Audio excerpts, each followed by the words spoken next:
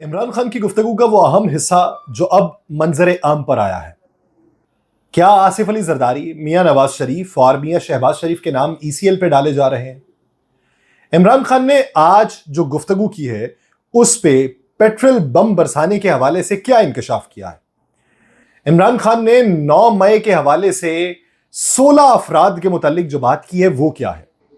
पाकिस्तान को बांग्लादेश से कंपैरिजन जो किया जा रहा है उसके नतायज क्या निकलने वाले हैं? आप सब पर सलामती हूं, मैं यासिर रशीद हूं और आप मेरा वीलॉग देख रहे हैं। नाज़रीन, आज अडियाला जेल में सहाफियों से गुफ्तगू करते हुए जब सहाफी ने सवाल किया कि 9 मई के दिन आपके लोगों के हाथों में पेट्रोल बम देखे गए थे, तो इस पे इमरान खान ने यह एतराफ़ किया है कि पेट्रोल बम हमने ज़मान पाक लाहौर में इस्तेमाल किए थे और कहीं नहीं किए। सहाफी ने मजीद सवाल किया कि वीडियोज़ मौजूद हैं कि मकामी ओहदेदार जो है वो पेट्रोल बम हसास इमारतों पर फेंक रहे थे। इस पर उन्होंने कहा कि अगर कोई तंजीमी ओहदेदार इस अमल में मुलव्वस है तो कड़ी सजा दी जाए, उसकी निशानदही करें, मैं खुद उसे सजा दिलवाऊंगा। 9 मई से मुतल्लिक एक और सवाल किया गया इमरान खान से। इमरान खान ने कहा कि सीसीटीवी वीडियोस निकालें, देखें उसके अंदर कौन लोग हैं। आईएसपीआर ने कहा कि माफिया पैसे खर्च करके पाकिस्तान मुखालिफ मुहिम चला रहा है। आपने हमें नवाज शरीफ और जरदारी की करप्शन की कहानियां सुनाई, अब इलेक्शन में धांधली करके उन्हीं लोगों को हमारे ऊपर मुसल्लत कर दिया। इमरान खान ने कहा कि फौज कौमी इदारा है, उसका तहफ्फुज हम सब की जिम्मेदारी है, लेकिन बांग्लादेश से बुरे हालात इस वक्त पाकिस्तान के अंदर हैं। हसीना वाजिद के वाक़े के बाद मुझे यह लग रहा है कि मुल्क में कुछ बड़ा होने वाला है। मैं मुल्क की खातिर बात करने को तैयार हूं, कोई अगर बात नहीं करना चाहता तो ना करे, मैं भी नहीं करूंगा। उन्होंने कहा कि 9 मई को हमारे 16 लोग शहीद हुए। जब यह बात की गई तो सहाफी ने खान साहब से सवाल किया कि अगर आपके 16 लोग शहीद हुए हैं तो पाकिस्तान तहरीक इंसाफ ने उनके नाम क्यों नहीं जारी किए? जिस पर तौजी बानी पाकिस्तान तहरीक इंसाफ इमरान खान की तरफ से यह आई कि पुलिस ने उन पर दबाव डाला कि वो इस हवाले से कोई बात ना करें। सहाफी ने मजीद सवाल किया बांग्लादेश के मुतल्लिक कि क्या शेख मुजीबुर रहमान अब भी आपके हीरो हैं?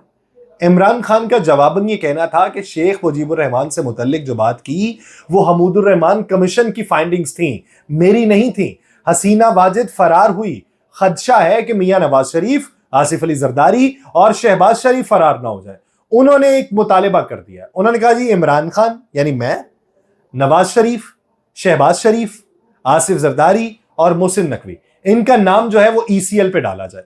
उनसे सवाल किया गया कि शहबाज गिल, मुराद सईद, कासिम सूरी, फराह गोगी, एहसन जमील गुजर ये फरार हुए हैं, इन्हें वापस क्यों नहीं बुलाते? तो साबिक वजीर आजम ने कहा कि हमें अदालतों से डर नहीं लगता, यहां ट्रायल नहीं होता, डाला आ जाता है। एक बार फिर बानी पाकिस्तान तहरीक इंसाफ से शेर अफजल मरवत के मुतालिक सवाल किया गया तो उन्होंने सवाल का जवाब नहीं दिया। अब इससे आप अंदाजा लगाइए कि मेन स्ट्रीम मीडिया के ऊपर वो जो मशरूत मुआफी वाला मामला है वो और ये गुफ्तगू किस हद तक मुमासलत आपस में रखते हैं कि अभी तक पॉइंट एक ही रखा हुआ है, उससे टस से मस नहीं हो रहे।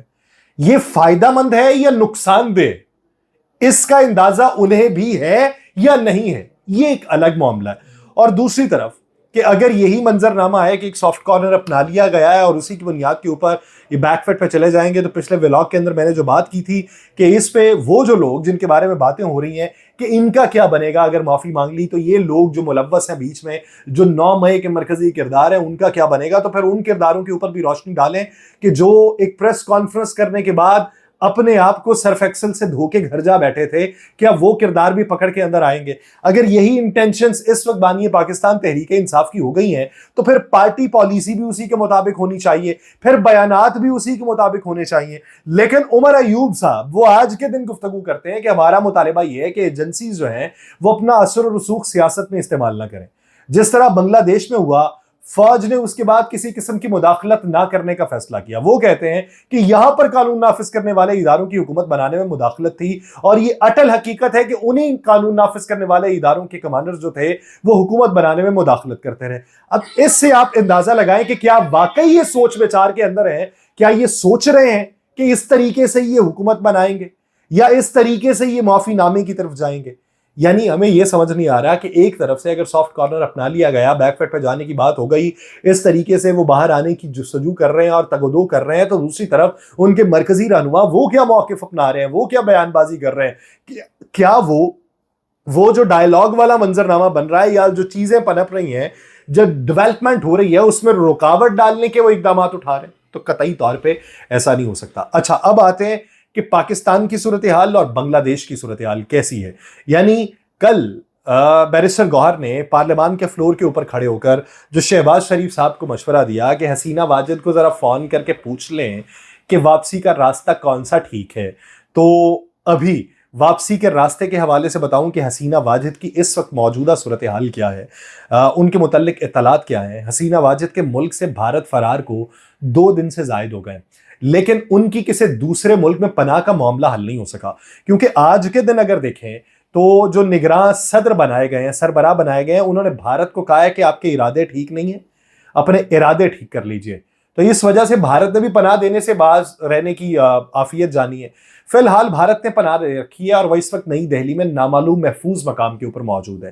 بنگلہ دیشی میڈیا جو ہے اس نے بھارتی میڈیا رپورٹس کے اندر یہ دعویٰ کیا ہے کہ شیخ حسینہ برطانیہ میں سیاسی پناہ حاصل کرنے کی کوشش میں ناکام ہو چکی ہیں، جس کے بعد وہ عرب ممالک میں پناہ لینے پہ غور کر رہی ہیں۔ اور یہ بھی حقیقت ہے کہ حسینہ واجد کی سگی بھانجی وہ برطانوی کابینہ کا حصہ ہے، لیکن وہ ادھر جا نہیں پا رہی۔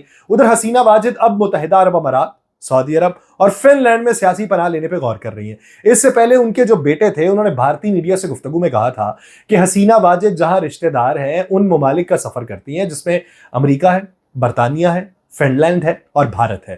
لیکن لاسٹ ڈے جو خبر سامنے آئی تھی اس میں امریکہ نے شیخ حسینہ واجد کا ویزا منسوخ کر دیا تھا، لیکن اس پر امریکی حکام نے کوئی تبصرہ نہیں کیا، وہ خاموش رہے۔ تو ابھی موجودہ صورتحال کے تناظر میں جو باتیں کی جا رہی ہیں، خان صاحب بھی کہتے ہیں کہ بنگلہ دیش سے خراب صورتحال ہے، یہاں پہ کچھ بڑا ہونے جا رہا ہے۔ تو بنگلہ دیش میں کیا ہوا؟ بنگلہ دیش میں یہ ہوا کہ صدارتی احکامات پر اپوزیشن لیڈر خالدہ ضیاء کو جیل سے رہا کیا گیا۔ افغانستان کے سابق صدر اشرف غنی صاحب جو ہیں وہ ملک سے فرار کے بعد متحدہ عرب امارات میں ہیں، لیکن ان کی جو فرار وزیر اعظم ہیں ان کو متحدہ عرب امارات میں بھی اس وقت جگہ نہیں مل رہی۔ باقی جو باتیں کی جا رہی ہیں کہ اور کیا کچھ ہوا ہے، اور یہ ہوا ہے کہ وہ لوگ جو سیاسی قیدی سمجھے جاتے تھے ان لوگوں کو پھر سے شامل کرنے کی باتیں ہوئیں کہ ان کو کس طریقے سے واپس حکومت کے اندر شامل کیا جائے گا۔ جماعت اسلامی کے جو گرفتار لوگ تھے ان کو واپس لایا جانے کی باتیں ہو رہی ہیں۔ پھر جو وہاں پہ اسٹوڈنٹ یونین ہے وہ بہت زیادہ مضبوطی کی طرف جا رہی ہے۔ ناہید اسلام، جنہیں ناہید اسلام کے نام سے بھی اب پکارا جاتا ہے، ناہید اسلام وہ اس یونین کو لیڈ کر رہے ہیں جس نے باقاعدہ طور پہ یہ لاوے کو پکایا اور لاوا ابل کے باہر آیا۔ اور اب جو ڈیولپمنٹ اور ڈراسٹک چینج وہاں پہ دیکھنے کو مل رہی ہے کہ جن لوگوں کے بارے میں باقاعدہ طور پہ کہا گیا کہ یہ غدار ہیں، یہ کبھی باہر نہیں آ سکتے، یہ پابند سلاسل رہیں گے، ان کی جماعت کے لوگوں کو باقاعدہ طور پہ پھانسیاں دی جانے لگیں۔ تو اب جماعت اسلامی بنگلہ دیش کے سابق امیر غلام اعظم کے بیٹے اور بنگلہ دیش فوج کے بریگیڈیئر جنرل معطل جو تھے عبداللہ امان اعظمی، ان کو 8 سال کے بعد قید سے رہائی ملی ہے۔ عبداللہ امان اعظمی اور سپریم کورٹ کے ایک وکیل تھے احمد بن قاسم ارمان، ان کو کل علل صبح اپنے اپنے گھروں کو پہنچا دیا گیا۔ اس سے پہلے بنگلہ دیش جماعت اسلامی نے اپنے تصدیق شدہ فیس بک پیج پہ ایک پوسٹ کے ذریعے ان کی رہائی کی بھی تصدیق کی تھی۔ عبداللہ الامان اعظمی جو ہیں وہ جماعت اسلامی کے سابق امیر غلام اعظم کے بیٹے ہیں، جبکہ احمد بن قاسم ارمان جو ہیں وہ پارٹی کی سینٹرل ایگزیکٹو کمیٹی کے رکن مرحوم میر قاسم علی کے بیٹے تھے۔ وکیل احمد بن قاسم ارمان کو 9 اگست 2016 کو ڈھاکہ میں میرپور کے علاقے میں واقع ان کی رہائش گاہ سے اور اسی سال 23 اگست میں بریگیڈیئر جنرل عبداللہ امان اعظمی جو تھے ان کو زبردستی اٹھایا گیا، جس کے بعد سے وہ لاپتہ تھے۔ اور تازہ ترین پیش رفت میں کچھ سابق فوجی جو ہیں اور جبری گمشدگی کے متاثرین جو ہیں انہوں نے پیر کی رات ڈھاکہ چھاؤنی کے قریب احتجاج بھی کیا تھا اور مطالبہ کیا تھا کہ مبینہ طور پہ آئینہ غور کے اسیروں کو رہا کیا جائے۔ اور اس کے بعد جماعت اسلامی نے بریگیڈیئر جنرل عبداللہ امان اعظمی کی واپسی کی تصدیق کی اور دیگر افراد جو لاپتہ تھے، جو گمشدہ تھے، کیونکہ یہ کہا جاتا ہے کہ پچھلے کچھ سالوں میں جس نے بھی حسینہ واجد کی حکومت کے خلاف بولا وہ 80 کے قریب افراد جو تھے وہ لاپتہ ہو گئے تھے، اور 80 کے قریب لاپتہ افراد کی واپسی کے حوالے سے اس وقت تگ و دو چل رہی ہے۔ بنگلہ دیش کے جو حالات ہیں وہ پاکستان سے کس حد تک مماثلت رکھتے ہیں یہ آپ اپنے ذہن کی اختراع کے بیلنس کے اوپر دیکھ لیجئے کہ کیا یہ بیلنس ہوتے ہیں یا نہیں ہوتے۔ یہاں کے حالات مختلف ہیں اور وہاں کے مختلف ہیں، یا ایک ہی جیسے ہیں؟ ان کی معیشت اور پاکستانی معیشت وہ ایک جیسی تو نہیں ہے، لیکن حالات ایک جیسے کیسے ہو سکتے ہیں یہ ایویلویٹ آپ خود کر سکتے ہیں۔ مجھے دیجیے اجازت، اللہ نگہبان۔